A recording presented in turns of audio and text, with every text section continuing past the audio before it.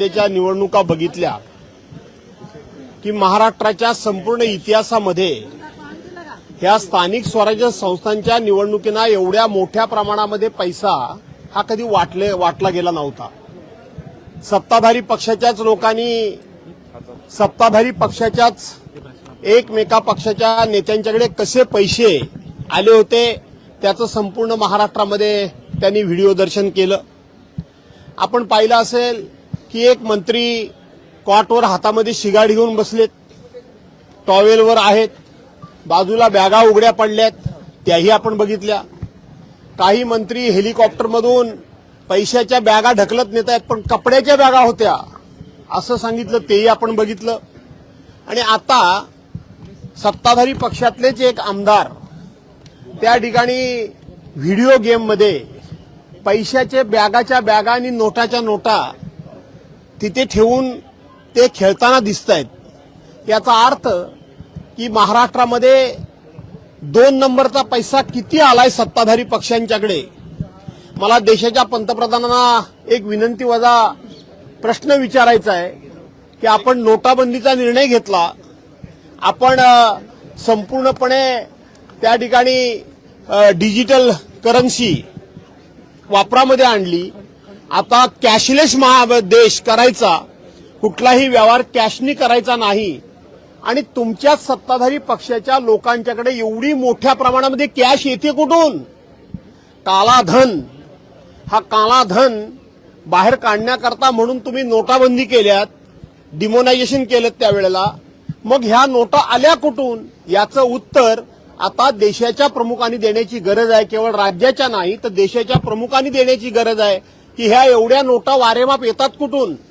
आणि म्हणून ज्या वेळेला काळा पैसा बाहेर काढण्याकरता म्हणून आम्ही 1000च्या 2000 रुपयाच्या नोटा बंद केल्या म्हणून सांगितल्या, त्याच वेळेला देशामध्ये काही लोकांना संशय आला होता की 1000-2000 रुपयाच्या नोटा बंद करण्याचं नाटक केलं जाईल आणि प्रत्यक्षपणे या देशामध्ये प्रचंड प्रमाणामध्ये हा पैसा हा बाहेर येईल आणि तो आता यायला लागलेला आहे. गुलाबराव पाटील यांनी म्हटलं होतं की नगरविकास खात्यामध्ये माल आहे, त्याच्यानंतर हा कॅश कार्ड घोटाळा अंबादास दानवेंनी ट्विट करत पोस्ट केलेला आहे. असं आहे की ते काय बोलतात काय नाही बोलतात याच्यामध्ये त्यांना कुठल्याही प्रकारचा विधिनिषेध राहिलेला नाही, कोणाची भीती राहिलेली नाही. सामाजिक बांधिलकी आणि समाजाचं एक प्रकारचं जे बंधन असतं नैतिकतेचं, ते नैतिकतेचं पूर्णपणे अधप्पन झालेलं हे सरकार आहे.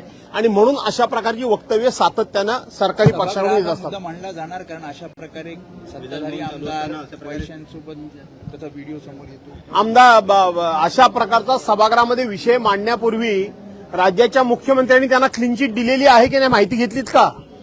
कारण असे विषय चर्चेला येण्यापूर्वी राज्याचे मुख्यमंत्री प्रत्येकाला क्लीन चिट देऊन मोकळे होतात, प्रत्येक गुन्हेगाराला पाठीशी घालण्याचं काम करतात, प्रत्येक अत्याचाराला त्या ठिकाणी कुठल्याही प्रकारे अत्याचार झालेला नाही असं म्हणून एक प्रकारे तपास यंत्रणेच्या तपासावर ते बंधनच घालतात.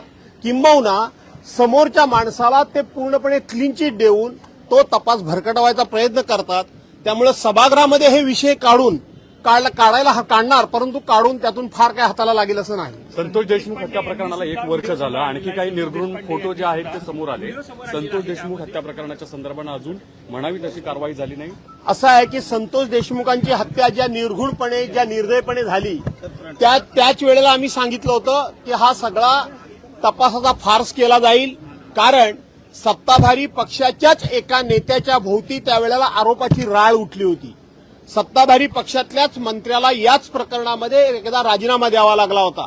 आणि ज्या वेळेला सत्ताधारी पक्षाच्या मंत्र्यांना राजीनामा देऊन त्यांच्या भोवती संशयाचं धुकं आणि संशय निर्माण झाला होता, त्याच दिवशी संतोष देशमुखांना न्याय मिळणार नाही, नैसर्गिक न्याय होणार नाही, सत्तेच्या दबावाखाली जे खुनी आहेत ते सुटतील हे आम्ही तेव्हाच सांगितलं होतं. आणि म्हणून अजून कृष्णा आंधळे नावाचा आरोपी सुद्धा सापडलेला नाही. विजय वडेट्टीवार यांना विरोधी पक्षनेतेपद दिलं जाईल अशी चर्चा सुरू झाली आहे, तुमचा पाठिंबा असेल का त्याला? काय तुम्ही देणार आहात का?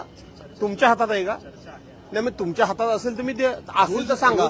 धन्यवाद. रोज नव्या बातम्या येत आहेत.